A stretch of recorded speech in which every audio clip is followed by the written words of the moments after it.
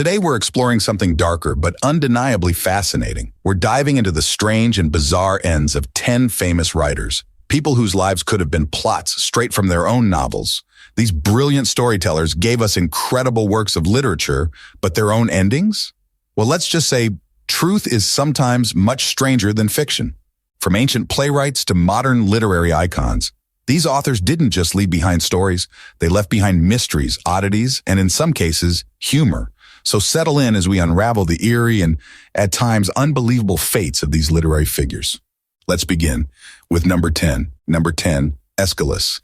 Escalus, an ancient Greek playwright, often considered the father of tragedy. His works, powerful and profound, won him a revered place in the history of drama. Yet, despite his reputation for crafting solemn tales of human suffering and fate, his own death was a tragicomedy in itself. Legend has it that Escalus received a prophecy warning that a house would fall on him. Taking no chances, he left his home in Athens and moved to the open spaces of Sicily, hoping to outwit fate. On the day in question, he took the prophecy quite literally, staying outside all day. No buildings, no roofs, nothing to collapse on him. But the universe had a different plan. Above, an eagle soared through the skies, clutching a tortoise in its talons. Eagles in Sicily were known to crack open tortoises by dropping them onto rocks from great heights. Unfortunately for Escalus, the bird mistook his bald head for a rock. The tortoise fell, and Escalus, the great tragedian, met his end, not under a house, but under a flying reptile's home. Number 9, Jorgie Marov. Jorgie Marov was just going about his day, walking through London on his way to work in 1978. It seemed like any ordinary morning, but as he crossed Waterloo Bridge, something strange happened. He felt a sharp sting in the back of his thigh. Startled, he turned around and noticed a man nearby. The stranger quickly apologized, picking up a dropped umbrella, then hurried off, hopping into a taxi and disappearing into the busy streets. Markov brushed it off as a strange but minor incident. Still, he mentioned it to his colleagues later that day, noting the persistent pain in his leg and a small lump that had begun to form. Little did he know, he had already been poisoned. You see, Markov wasn't just any man in London. He was a Bulgarian writer and journalist, an outspoken critic of the communist regime in his homeland. His work, critical of the government, had made him a target. After defecting to the West, Markov's books were banned in Bulgaria, and he became a non-person. But clearly, he was still very much a person of interest to the Bulgarian Secret Service. 4 days after that strange encounter, Jorgie Marov was dead. The autopsy revealed a chilling discovery. Embedded in his leg, where he had felt that sting, was a tiny platinum pellet, no bigger than the head of a pin. Drilled into it were 2 microscopic holes containing a deadly dose of ricin, a poison with no known antidote. It appeared that the umbrella wasn't just an umbrella. It was a sophisticated weapon designed to inject the fatal pellet into his body. The mystery of Markov's assassination remains unsolved to this day. No one has ever been charged for his murder, but his death remains a grim reminder of Cold War intrigue and the deadly lengths some regimes would go to silence a voice of dissent. Number 8, Sir Thomas Urquhart. Sir Thomas Urquhart, a man of many talents, or perhaps many eccentricities, known as one of the most peculiar figures in Scottish literary history, he was either a genius or completely mad. His works ranged from brilliant epigrams to what can only be described as utter gibberish. He even wrote a treatise on trigonometry that no one could make sense of, and a genealogical history that claimed his family lineage went all the way back to the Garden of Eden. And let's not forget, he invented his own language, one that, according to him, was perfect. Some believe many of these works were parodies, satirical jabs at his enemies and creditors. Whether they were or not, one thing is certain. Sir Thomas Urquhart lived a life as colorful as his writings, but his end was just as bizarre. And in 1651, he fought alongside King Charles II at the Battle of Worcester, hoping to help restore the monarchy. Unfortunately, the royalist forces were defeated and Urquhart was captured, spending some time locked up in the Tower of London. Yet years later, when Charles II finally did regain the throne in 1660, Sir Thomas received the news. And according to legend, that brought him so much joy, so much glee, that he burst into an uncontrollable fit of laughter. And that's what killed him. A fit of laughter, so intense it cost him his life. Sir Thomas Urquhart, a man whose life and death were both extraordinary in every sense of the word. Number 7, Saki. Hector Hugh Munro, better known by his pen name Saki, was a master of the short story. His sharp wit and brilliant satire captured the absurdities of Edwardian society in just a few pages. His stories were full of charm, elegance, and biting humor, making him one of the greatest writers of the early 20th century. But when World War I broke out, Saki made a decision that would lead him far from the literary salons of England and straight to the battlefields of France. Despite being over the age limit for military service, he enlisted in the army, refusing the rank of officer because he wanted to experience the trenches as an ordinary soldier. It was here, in those brutal, muddy trenches, that Saki met his end. There was a superstition among soldiers at the time, a belief that if 3 cigarettes were lit with the same match, the third man would catch the attention of a sniper. The idea was that the flicker of light would give away your position to the enemy. Ironically, it wasn't superstition, but a cigarette that ultimately led to his death.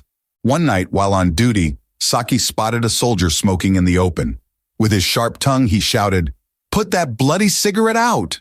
Just as he uttered those words, a sniper's bullet found its mark. Saki was killed instantly.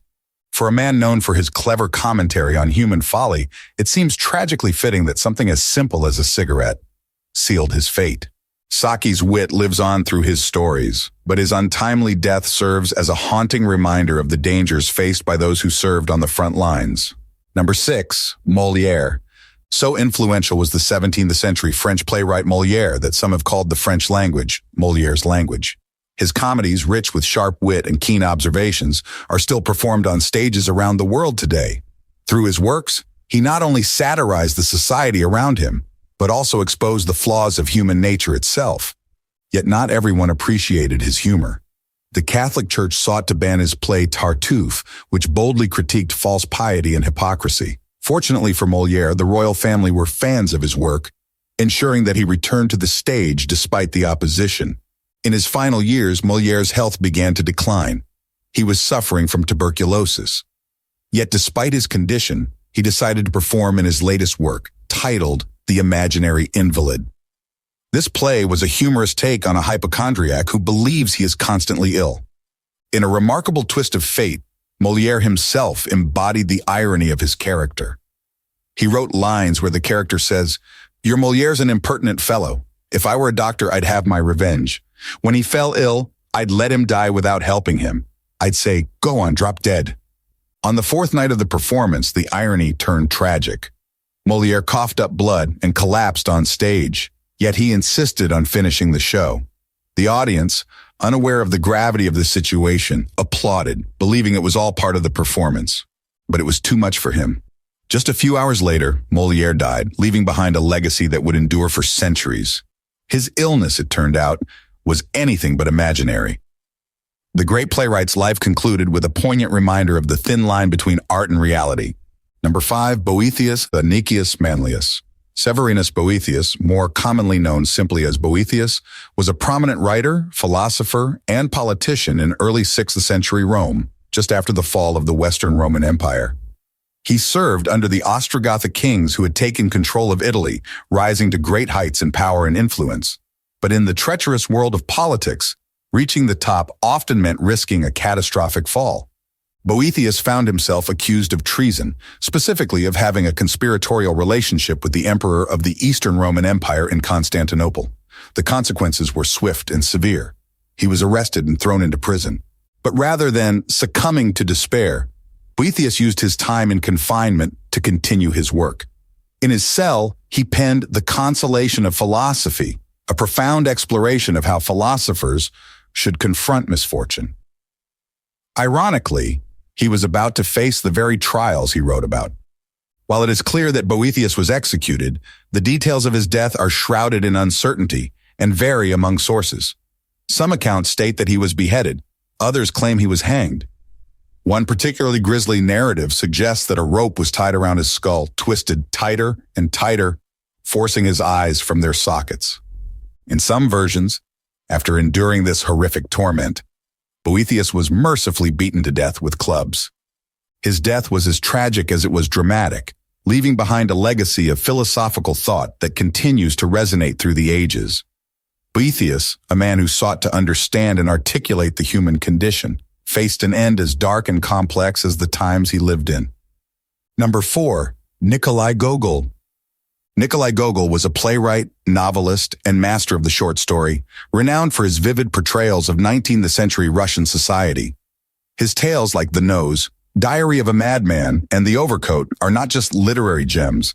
They reflect the absurdities and intricacies of life during his time. Gogol's influence on literature was profound, with one author famously stating, "We all came out from under Gogol's overcoat." His novel, Dead Souls, secured his legacy as a literary giant, but it was meant to be just the beginning of a larger masterpiece. Tragically, Gogol fell under the sway of a strict priest named Matvei Konstantinovsky, who convinced him that all works of fiction were spawned from the devil. In a fit of despair and self-doubt, Gogol burned the manuscript for the second part of Dead Souls, extinguishing what could have been a monumental continuation of his work. Soon after, Gogol swore off food in preparation for an upcoming religious festival, believing it would bring him closer to God. But this decision took a dire toll on his health. In a desperate attempt to revive him, doctors resorted to bizarre treatments. They applied leeches to his nose, subjected him to scalding baths, and doused him with ice-cold water. Despite these extreme measures, Gogol's condition continued to worsen, and he ultimately succumbed to his deteriorating health. The irony is striking. This masterful storyteller, who once brought the quirks of humanity to life with his pen, met a death steeped in tragedy and absurdity, reflecting the very themes he so artfully explored in his writings. Gogol's legacy endures, but his final days serve as a haunting reminder of the delicate balance between creativity, faith, and the human spirit. Number 3. Margaret Wise Brown. The books we cherish as children often stay with us for a lifetime. Few authors have shaped those early experiences quite like Margaret Wise Brown. With her gentle, poetic prose, she crafted over 100 beloved stories, including timeless classics like Goodbye Moon and The Runaway Bunny. But Margaret's life took a tragic turn at the young age of 42. While touring Europe, she suddenly fell ill with appendicitis and required surgery. After the operation, she found herself in a hospital bed, recovering. To lift the spirits of those around her, including a kind nun who had been caring for her, Brown decided to demonstrate just how well she was feeling. With a burst of enthusiasm, she attempted a high kick, a gesture full of life and vigor. Tragically, this seemingly innocent move had unforeseen consequences. It dislodged a blood clot that had formed during her recovery, sending it rushing toward her heart.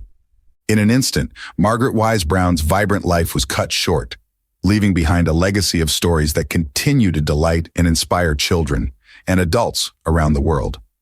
Her untimely death serves as a poignant reminder of how quickly life can change, even for those who fill our hearts with joy through their words. Number 2. Yukio Mishima.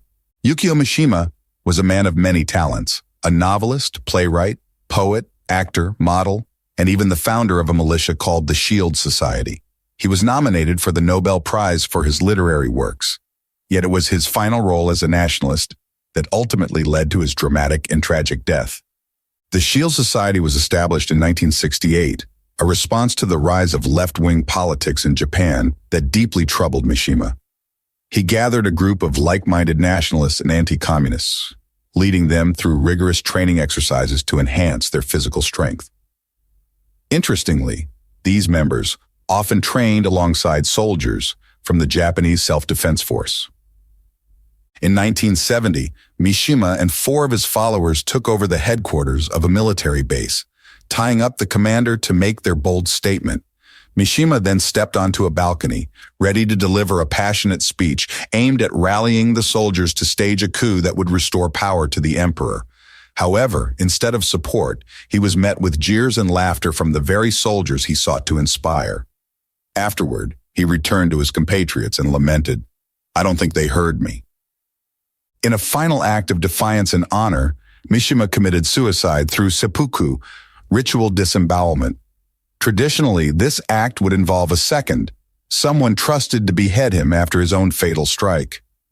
However, in a twist of fate, 3 attempts to complete the beheading failed, and it took another individual stepping in to ultimately end Mishima's life.